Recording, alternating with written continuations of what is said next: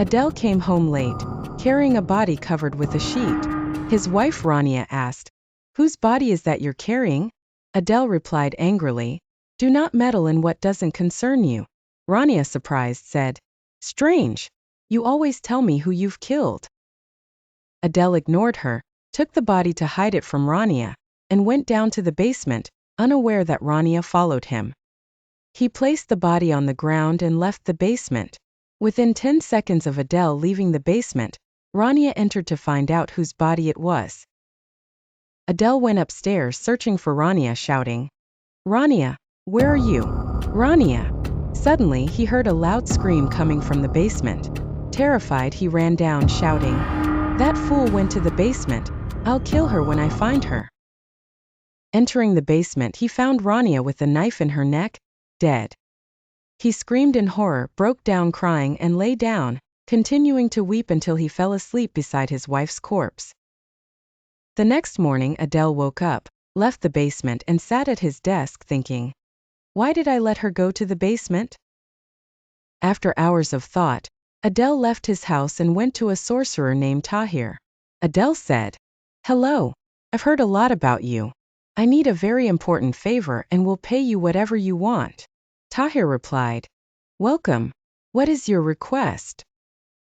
Adele said, "My wife died yesterday and I want to bring her back to life." Tahir exclaimed, "This is almost impossible but may happen through the black hellish spell. However, I don't recommend it as it will cause you many troubles." Adele asked, "What are the risks?" Tahir explained, "This spell will send you to hell to retrieve your wife, but you may encounter Mazar, Kashura, Tikal, and Kumtum." Adele, confused, asked, "Who are they?" Tahir replied, "They are evil jinn who inhabit hell." Adele laughed, dismissing it. "I don't believe this. Just tell me the spell." Tahir, after warning him, told him the spell. "Slaughter a black cat, collect its blood in a bowl, lie on your stomach, and have someone draw a triangle with a square inside, a circle inside the square, and a star inside the circle with the cat's blood on your back. That person should then recite, Falganui Abulik de Mobader Kasarani Fana Kam, and shout, 'O King of Hell, I request entry to the great hell, and what I've asked is done.' When you reach hell, find your wife and perform the same spell on her back while chanting, Falganui Abulik de Mobader Kasarani Fana Kam, and shout, 'O King of Earth, I request entry to life, and what I've asked is done.' But you need someone to do the spell on you in hell to bring you back to life. I won't be available, so find a friend. Be cautious. If you bleed in hell, you bleed in reality, so someone must be beside your body to heal it." The next day, Adele asked his friend Wawel to perform the spell, and suddenly, Adele screamed and fainted. He woke up to find himself in a place full of insects and spiders. A man approached from behind and placed his hand on Adele's shoulder. Adele jumped in fright. The man said, "Don't be afraid, I won't harm you." Adele asked, "Do you know where my wife is?"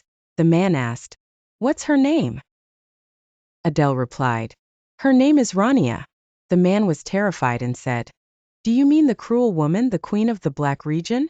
Confused, Adele asked, "I don't understand." The man ran away. Suddenly, another man appeared and said, "Run, they will kill you." Adele ran in fear. Adele returned home late, his arms heavy with the shrouded body of his latest victim. His wife Rokia gasped. "Whose body is this?" she queried, her voice tinged with fear.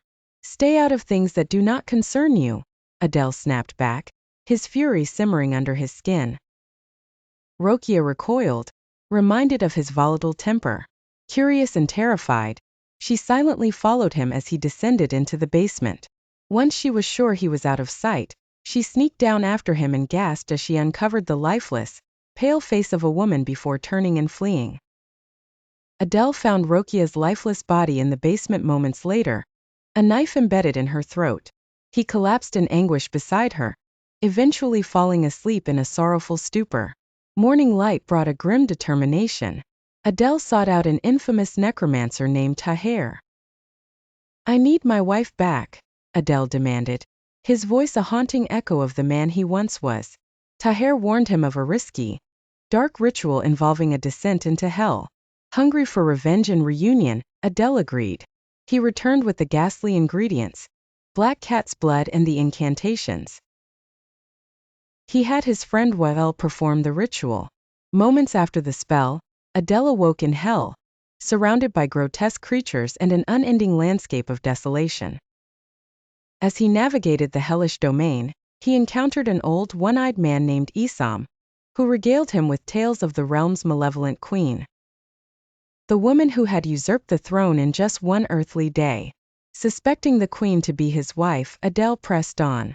Along the way, he met the Jinn Tufrat, sent by Taher to assist him. They cleaved through dozens of demonic guards, finally reaching the queen's chamber, only to find it empty, save for a terrified guard who claimed she had been kidnapped.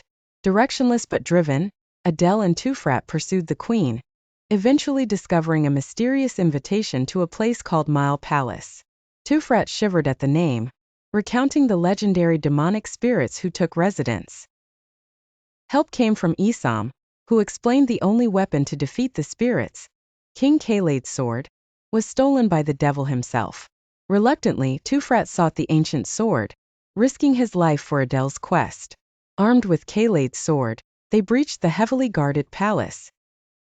Inside, Adele faced an old enemy, Imad, the sadistic spirit who had claimed his wife. Imprisoned and fighting for survival, Adele watched in horror as Isam lost his remaining eye to Imad's brutal games. Fueled by rage, Adele broke free. Rokia, freed from the queen's persona, managed to loosen his bindings. Just as all hell broke loose, literally, the battle between Adele and Imad was fierce. Back in the earthly realm, Wael saw Adele's wounds magically appearing on his physical body.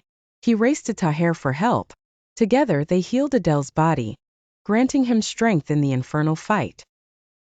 Just when victory seemed possible, Taher killed Wael, allowing a dark spirit to possess Adele. Imad took advantage, plunging the stolen sword into Adele's heart. Rokia's touch brought him back, but only to a brief, agonizing end. Heartbroken, she confronted Taher on how to save Adele, but learned that a death in hell meant complete obliteration. Grief-stricken, Rokia took her own life the next day. Taher, unrepentant, smiled as he read of her death. Looking to the sky, he whispered, "I did everything you asked, Brother Imad."